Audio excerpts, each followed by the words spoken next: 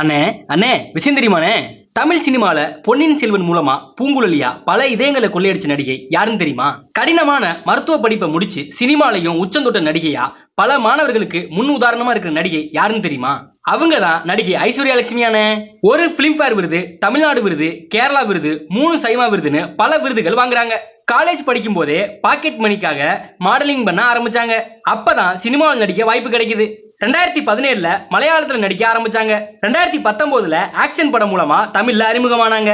ஒரு டாக்டரா இருந்துகிட்டு ஏன் நடிக்க போகணும்னு சுத்தி உள்ளவங்க கேள்வி கேட்டாங்க. ஏன் ஆரம்பத்துல தன்னோட பெற்றோரே சினிமாவில் நடிக்க வைக்க விரும்பல. பல விமர்சனத்தை தாண்டி சினிமா பின்னணி இல்லாம திறமையை மட்டுமே நம்பி நடிச்சாங்க. வெறும் கவர்ச்சி பொம்மையா இல்லாம நல்ல கதைகளை தேர்ந்தெடுத்து நடிச்சாங்க. தன்னை பத்தின வதந்திகளை ரொம்ப மெச்சூரா ஹேண்டில் பண்ணாங்க. வெறும் நடிகையா மட்டும் நிக்காம துணிச்சலா கார்கிங்கிற படத்தை தயாரிச்சு ப்ரொடியூசராகவும் மாறினாங்க.